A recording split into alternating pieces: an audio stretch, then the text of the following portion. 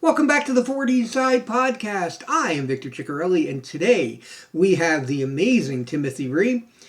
Dr. Rhee is a sports chiropractor and researcher who has spent nearly 2 decades working with athletes and patients focusing on recovery and healing. From 2015 to 2018, he served as the official team chiropractor for the Tampa Bay Buccaneers. Very cool.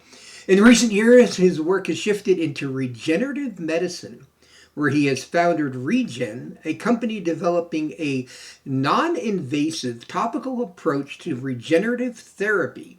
Instead of injections or live stem cell treatments, his research focuses on something that he's calling cell free regenerative medicine, and we're going to dive deep into that in a minute. He is also the author of The Future of Regenerative Medicine, Unlocking the Potential of Topical Stem Cell Therapy, where he explores new technology and changes the way we think about healing, recovery, and tissue repair. Today we're going to talk about regenerative medicine, stem cells, and what this new approach means to those of us as we get older. Welcome, Doc, and thanks for being here. Hey, Victor, thank you very much for this opportunity to talk to you and your listeners. Okay, so what did I leave out of the bio? Anything critical in there that I glossed over? I think everything was, there's that military time we talked about. I used to be a backseater of a S3 jet, had some fun with that, and then, I did some time with collegiate stuff at UCLA and some pro, not only with the Buccaneers, but like WWE, some Oh, Olympic wow. players and all that stuff. So every like professional level I've seen. Well, that's quite some validation. I mean, when you're talking about $50 million a year athletes, you don't play around with the doctors that you ask to work on them. So I think that says a lot about what you do. So let's start with the basics. How did you get into this line of work? I mean, at what point as a child did you wake up and go, this is what I want to do with my life? Well, my dad was a surgeon. I got families and relatives that are doctors, and it was almost like inbred to become that person. And since I was an active person and I was in the sports, I just kind of married the two together. I see how my dad uh, takes care of patients and become that provider that really helps people go out of their way, enjoy that world of like getting people better. And then I put the sports side of it, and I just married two together, and then that's how I became this kind of sports stock. So with that, I just wanted to make sure that I want to see how athletes really want the sports medicine world. Do they want the aftermath, or do they want the pre-care, the preventative stuff? And that's where athletes want to be like thriving in this kind of world of sports medicine is the prehab, the preventative stuff, how to prepare yourself for the field event just in case you get injured. So you have to do those kind of those care for that type of body. And that's where chiropractic fell in with me because it's non-invasive. It really goes into the biomechanics and how your body has to be perfectly aligned. And then I went for the best sports doctor in the chiropractic world, and I followed him, and then here we are, just going in that well. I was going to ask, how you ended up getting into the pretty elite ends of sports. How did that path happen? I mean, a lot of people are doctors. Not a lot of people end up in that genre of the world. Well, I was fortunate enough to get with UCLA right when I graduated, so I guess it's because it's maybe your mindset and the technique I was doing back then, which is called active release technique. It's like a soft tissue manipulation. In the sports world, you don't really look at the joint per se. You look at the soft tissue around the joints, and that's what's really important, especially when you do like athletic, movements and stuff like that. You want to look at the tissue around that joint. So once they found me and they figured out, you know what you're doing as far as the soft tissue and the biomechanics, and then you start working with teams and athletes and just trying to get them the full range of motion and get that body prepared for that event. Nice. So from that, you moved into the stem cell kind of research and the stuff you're doing now. Now, I got to tell you, in my world, what I know about stem cell was a few years ago, well, at least it feels like a few years ago, there are a lot of people screaming and yelling about don't do it, it's horrible, and lots of negative press, and now you're doing it. So how did we get from one to the other, and what is it that everyone was yelling about back then?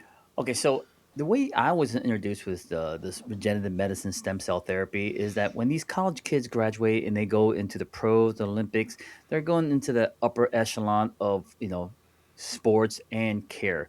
So they're always looking for the cutting edge to recover faster, recover from a workout or injury. They just want to recover. So that's how regenerative medicine was introduced from these athletes. And so then I have to kind of understand about this whole therapy of, which start off like a thing called prototherapy, then PRP, now it's stem cells. And it's all about like getting your body to do some type of recovery and there's some type of signaling mechanism. So once I understood that, I provide that in my office to get these athletes, better care all around.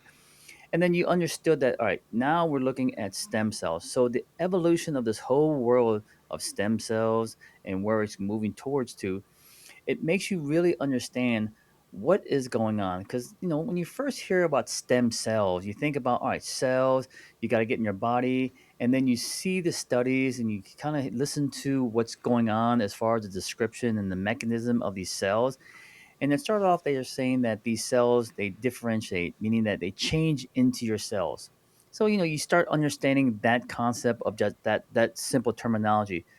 But when you go further and deeper into it, how does that cell that has its own DNA, that has its own chromosome, match to your chromosome? There's no way it can match, right? That those codes, those ATCGs, are going to have to somehow match your existing tissues codes. Impossible. So then you start thinking, all right, maybe it's not going to turn or mutate into our cells. Maybe it's about a signal. Maybe it's an information. Then you take the step further and you look at these things that these cells secrete, these what they call the EVs, extracellular vesicles.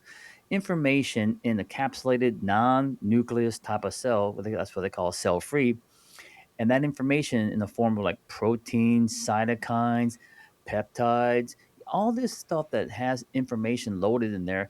And there's target tissue that matches up to that message. And once that existing tissue that's damaged gets that message, it starts that effect of rebuilding or recovering or healing. So Okay, that's well, if you don't mind, well, let me catch up here so that I can understand this. okay. I have damaged tissue. The old theory is I put in stem cells, which are blank generic cells that would go in and replace my damaged cells and somehow correct it. But what you're saying now is rather than do that, it's making signals that attract other cells that grow. Is that correct? Yeah. So no, the cells, the cells itself, the mesenchymal stem cells, they will secrete information. They just secrete like information like interleukin 10. Interleukin 10 is a type of anti-inflammatory marker. So when it secretes out there, there's going to be a receptor out there. So if you have that receptor that has an inflammatory response right now, and then it matches up to what we're sending out with the EVs, it would bind, and it's called the paracrine effect, where the cell to cell communicate. Now you have the mechanism that tells that target tissue to do its job, stop inflaming. You don't need that inflammatory no more. So there's all kinds of information out there that we have secreted from these cells. So once you eliminate those live cells and you're going after those EVs, those signals, the little messages, now it's a smaller molecule. Now when you have a smaller molecule, now you don't have a DNA in there. When you have a DNA in your body, if you inject a live cell, the body's going to look at it like an antigen. It's going to attack it. That's why you hear some people when they do a live cell injection, they'll say, "Oh, I got sick for 2 days and I got better." Well, because your body fought that. So once you understand that it's not about the live cell, it's about the information that the live cells secrete. That's what we're getting. That's why you hear this new trend that's coming up, which is like, cell-free molecules or peptides, or, even hormones are cell-free, right? So we're looking at those types of molecules that are going to actually signal your existing tissue to do its job. Because your cells are sitting there sometimes with no signaling that's sent out. It's just dormant. It's waiting for some information to say do something. That's the problem, is that you've got to get that signal. Okay. Now, going back historically, there was a lot of negativity around stem cell research and stem cell. Um, can you explain to me what the negativity was and why it's different now? Okay, so I think it even goes back further. If you can remember Dolly the sheep. Remember that Yeah. when they cloned that?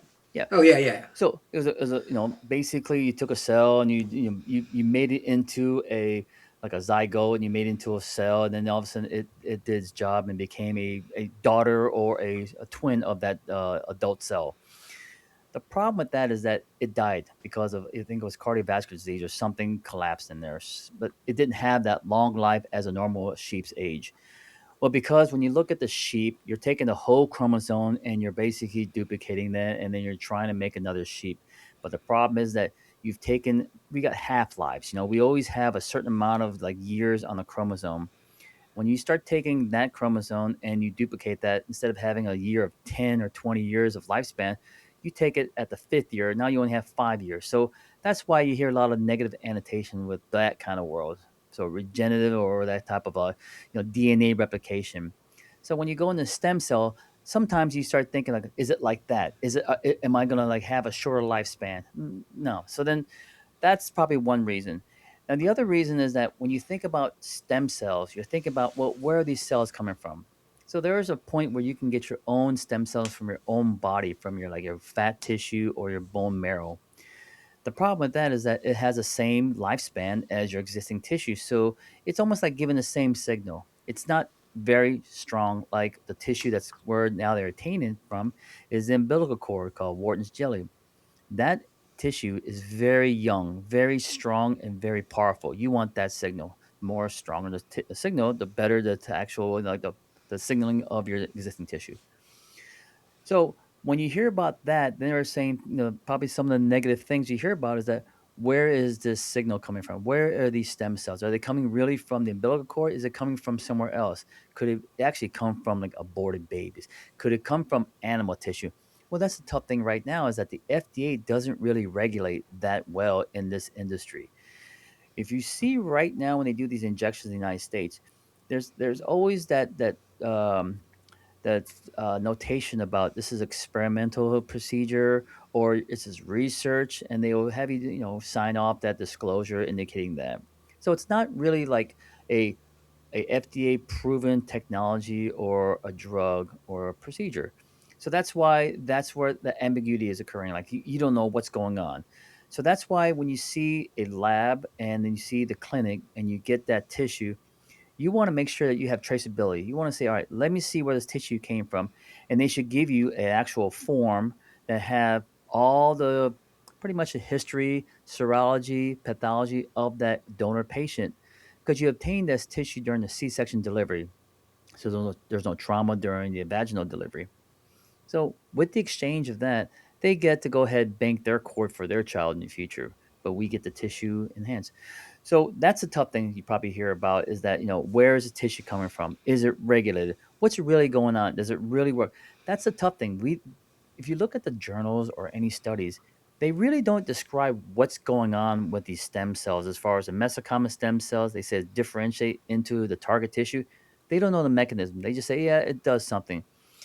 But what it really does, you'll see the studies come out now, it's about the signaling. It's about the information that's coming from these cells that are giving out these cell free molecules to our existing tissue. Two questions on that.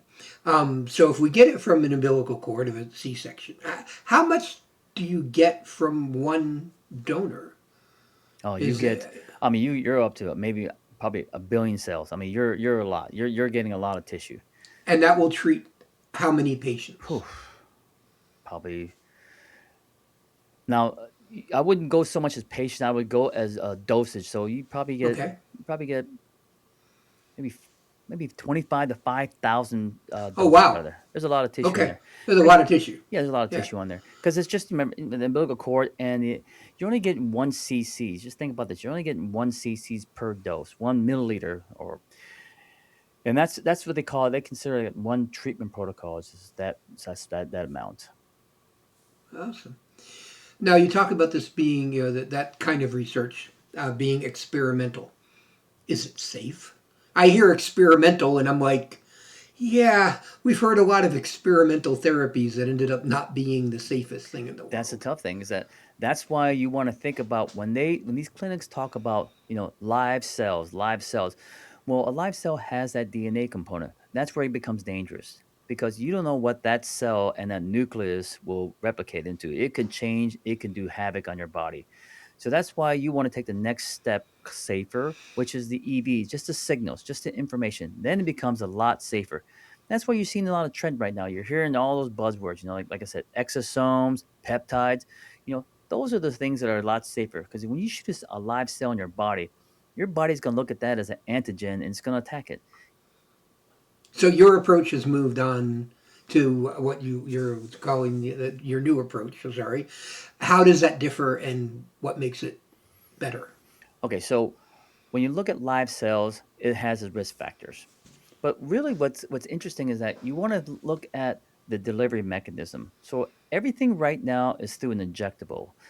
The tough thing is that you have a primary injury site. Let's say it's a tendon in your knee. Now you're going to inject your knee in the same area and make a secondary mark or injury spot of that same area. So now you have to recover from not just a needle, but the old injury that you're targeting for that delivery of that information or signals. So then my athletes don't like that. They're like, well, I can't do these regenerative medicine during the season. So I don't do that. I do pain meds. I mask the pain until after the season, then I'll address it. That's why you hear a lot of athletes doing like or post-season surgeries. They do a lot of things after in the off season, but during the season where you need it too. So it's a chance to think like, how do I deliver these signals, EVs, to the target tissue instead of injectables, invasive. So then you start looking at everything from nasal. There's all kinds of other type of like delivery mechanism. But the one to go localized is something that, of course, is injectable. But then you start thinking about, all right, what am I getting in there? Do I want the live cells, which is a big molecule, or do I want something smaller, which is a smaller cell free? Smaller, of course, is easier. Now you look at topical. Then you have to think about a transdermal agent that breaks up that top layer of your skin. And then once you break that layer up, it can actually pull through. So then you look at that mechanism that does a transdermal action. So now you say, all right, I get it. FDA already approves this type of ingredient. It already does a drug delivery system topically. And now you just put the biomolecules in there, and then there you go. Now it's being delivered. Now you just got to go ahead and see if it works, test it out. And that's how all that mechanism started from my thought process of the regenerative medicine injection because I need a safer, easier route that's more like, how would you say, less downtime and trauma and risk factor than the injection. And that's how topical came about. So rather than stick me with a needle, you're going to rub on a cream. Yes, that's pretty much it. Okay. So simple. That was it. Okay. So is this experimental still? How does the FDA look at this? What's the Yeah, I mean, with everything experimental, and that's in that whole. You're not gonna have it being like an FDA approved world because number one, the tissue is considered waste tissue, after birth tissue and all that. So that's the thing. So you see a lot of research on a lot of great research on cardiovascular, liver, pancreas. It's got great returns, but they don't know the mechanism. They just see that there's growth, regrowth, because they introduce this cell and the information to the target tissue. So if anything you think about that you do that's kind of pushing the envelope, but it makes sense. There's so much research on it. It's working. It's done its job. My athletes love it. But as far as like being an FDA approved, it's not even close there. okay? How many years has this kind of therapy been going on? Is this something that's relatively new, or have you been doing it for a while? So I've been doing topical since I don't know 2003, four, just Okay. developing it. But for as far as like the stem cell therapy itself, it's been going on for about 7, 8 years. But prior to that, EVs, extracellular vesicle, that's been going on for 30 years. That study all by itself, the extracellular vesicles and the information, it's been studied for, like I said, years about that. And then it makes more sense. People think that you're chasing after live cells. You shouldn't chase a live cell. You should chase what it secretes, those EVs, those messages. That's what's great, that you can encapsulate it and then utilize that in a delivery mechanism like topical.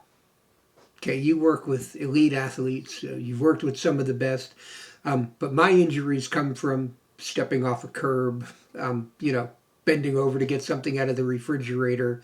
Yeah, I injure myself in like old man ways. You know, How does this work for me? well, first of all, you have to know what your body's going through. So you're what are you in your 50s right now, 60s? Yeah, 60s. Yeah, we'll, Okay, we'll go with that. okay. Well, hey, just think about what your body's going through. So we have, if you have to go all the way down to our tissue, as far as a cellular level, we all need signals. And as we age, these signals get, a little weaker. And the information that we need to our cells that do the regeneration kind of gets like depleted. So typically our body does a 1-to-1 ratio. We always build, we destroy. That's how we want to do. One builds, one destroys, and we keep that cycle going. And there's information that tells us to do those things. So as we age, we start losing the signal. Once you start losing the signal, you need more time to recover. So when we were younger, Yes, you do. yeah. So when we were younger, you get a little injured and it's like, a day or two, we're back to normal. In our age, it's like a week, 2 weeks. Well, it's because the signal's not there. Now our ratio is like maybe 3 cells destroyed, 1 cell's rebuilt. So that's why it takes a little longer time. So here's the thing you have to think about. What is going on? If you look at just one principle of this whole like chromosomes and telomeres and telomerize, when you think about that, you're thinking about the cells replicate and they only have certain amount of replication to go through. And then it goes through what they call a Hayflick limit when it stops. It goes into like a zombie state, like a senescence. So now the cell sits there and it can't do any more like mitosis, cell division, it just sits there. Well, the only way to get it out of that zombie state is to increase those telomeres. And the only thing that'll increase telomeres is that enzyme that we had in our bodies when we were younger, but now as we age, they start decreasing. It's called telomerase. That enzyme is what we need to increase those telomeres back. So then once we increase those telomeres back, now we can go into mitosis cell division, and then you can recover from that bad trip or that bad step. So the enzyme is strong in that Wharton's jelly of the umbilical cord. They have strong those enzymes in that tissue. So that's what you're trying to get, that information, the enzyme in the EV format of cell free. What kind of injury or symptom would I be experiencing that would make me go to my professional and say, this is something I'd like to try? And I'll ask in a minute who I would go to. But for right now, what kind of injury would this be appropriate to want to use? Think about anybody that has, when you feel that, okay, everybody's been diagnosed with arthritis, right? So just a joint pain, inflammation, you're losing your joint space. I think the classic sign that you feel is that when you get up in the morning and you feel the ache, you feel that, oh, it's going to take me a couple of minutes to get warmed up. Well, you're in that world. You're in osteoarthritis. So when you feel that feeling, that means your joint is decreasing and your space, is of course decreasing, but the inflammation is kind of like set off. So you got too much fluid and not enough cartilage in there. So when you start going to that pathway, that's when you know that you have to go into regenerative medicine. You have to figure out how to increase the cartilage in between the joint space so you can go ahead and get that nice cushion in there so you don't have that morning ache. And who do I talk to? Do I talk to my GP? Do I talk to a chiropractor? Who is the person that I would approach and say, hey, is this something that works for me? Okay, you can approach your general practitioner. You can talk to them and talk about what you're going through. They're going to tell you, hey, it's just a normal aging process, and you can kind of like say, okay, thank you very much, and they'll give you an anti-inflammatory and kind of like mask the pain. But you want to find somebody that's cutting edge, somebody in the regenerative medicine world, stem cell therapy, or really someone like like a chiropractor. There's even GPs that understand about this regenerative medicine. You need somebody that's cutting edge that really looks at the future of where the whole world of medicine is going towards, and they say this is a new thing. That's what you want to look for. Somebody that understands where our existing techniques are at and where it should go to to kind of aid in this whole reversing of what our body's going through. What's the future? Oh, the future. What's coming? Yeah.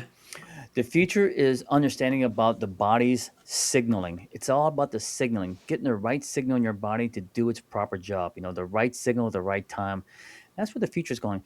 So if you can really, down on the cellular level, if you can really command your cells to do its job, not through wear and tear, but really just regulate it and understand how to turn it on, turn it off, and be in command, you're talking about an active lifespan 100, 125 years old, you can really extend your lifestyle. I mean, you can lifespan.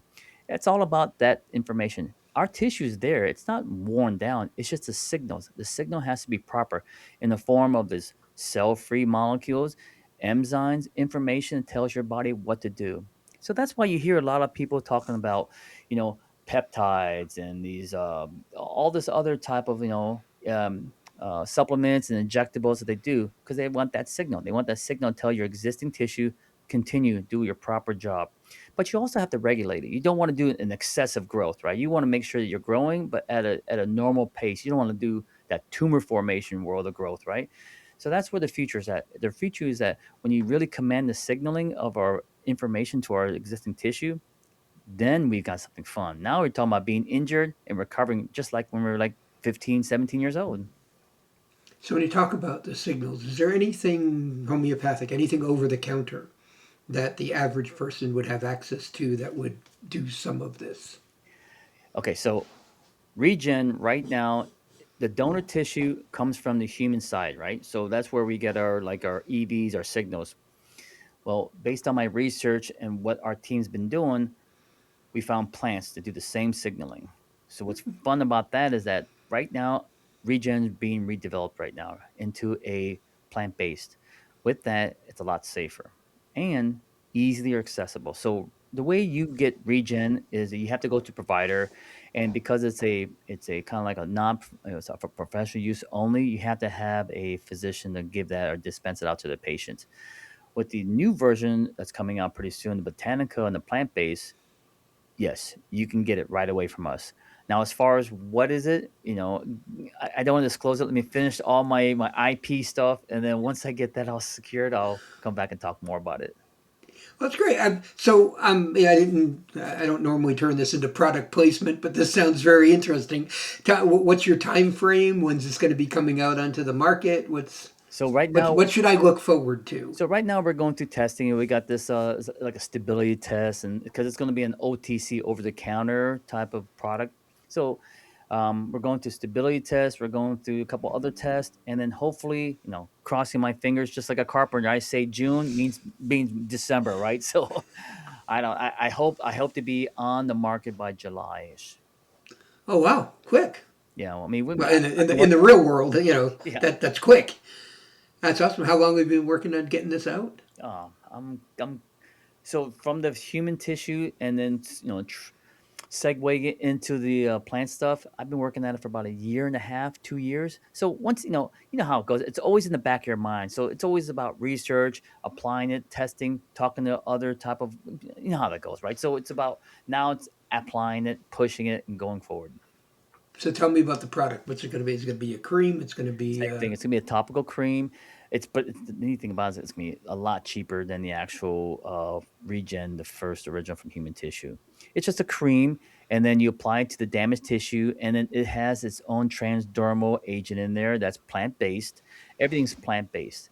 The most amazing thing about this is that there's no cells, of course, right? So there's no chance of tumor formation. There's none of that risk factor. And right now, if you look at stem cell therapy, the wild, wild west, you don't know where your tissue is coming from. You can get that kind of traceability. You can try to ask, hey, let me see this stuff.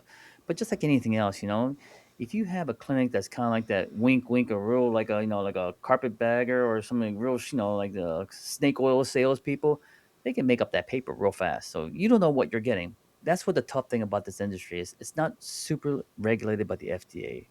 So that's why when you go to plant based, now you have a safer alternative than that other side, because there were some cases of the tissue being uh, from donor sites of vaginal tissue and bovine and animals. Okay, so if you listen to the show, I'm like a big Star Trek fan. I want to lay down on my med bed and have my little computers taking care of me. 25, 30 years from now, what's the future in all this? What's gonna happen? Well, here's a great thing about what the future is going to be. So it's all about information. Once we understand about what you have, let's say you have a tennis elbow, like a tendonitis, right, in your elbow. Well, now you can do your own homework. What's out there? What is my problem? What is the structure that we're looking at? Chat GPT, these videos, everything will tell you in some sense of what's going on, and then you can weed out what's good and bad. But once you understand the structure and what you need to do to regenerate, to heal, now there's products out there. Just like Regen, there's going to be a product out there that goes, hey, ship it at home. I don't have to go to a doctor anymore. Once I understand what I have, I can get everything online real quick. So I see the future like, homotherapy. I mean, homotherapy. Homeopathic medicine is actually like self-diagnosing and self-treating. It's going to be where you're going to be in your command. I mean, there's going to be cases where there's an ER visit. There's going to be some emergency and trauma that you have to understand that you have to go down that path. But for like preventative stuff and understanding, what you have, and then if it's like a repetitive injury, it's a simple process. If you're 20 years old, it wouldn't be a condition. But now, since we're in our age, we had to figure out how to speed up the healing process. And that's where this information from these shows and, ChatGPT and Google will give you that. And then you find products like Regen to help you along. Awesome. What questions did I not ask you so far that I should have? I don't know. Man. I think the biggest thing is I think the biggest thing that I want you to understand is that the industry right now is shifting as fast as you're understanding what's going on. It's shifting real fast. So all this stem cell therapy, you're starting to hear words of like cell free, biologicals. You're hearing other words that are kind of like moving away from that live cells into the EVs, these signals, these kind of like these, they call them bioactive biomolecules. So I think the biggest thing is that do your homework. Be careful what you inject into your body, because that's a tough thing. Is that if you get something in there and it gets you feeling sick, well, there's a reason why you're sick. You just put an antigen in your body. How can people find out more about you and your products? Well, you can go on my website, rheegen.com, and just thumb around there, look around there, see about the product and the research and all that stuff. And then if you have a question, just hit info button and ask me a question, or just go to the old Amazon and get my book, the Future of Regenerative Medicine, and then you can learn stem cells and where the future's going. Good, and make sure to send me the links. We'll put it in the bio and everything. Roger Got that. to get those Amazon credits up. So this has been 40 Sci. We've been here with the amazing Dr. Timothy Rhee of Regen, talking about the future of stem cell medicine. And thank you for being here today, Doc. Appreciate you. All right, man. Appreciate it.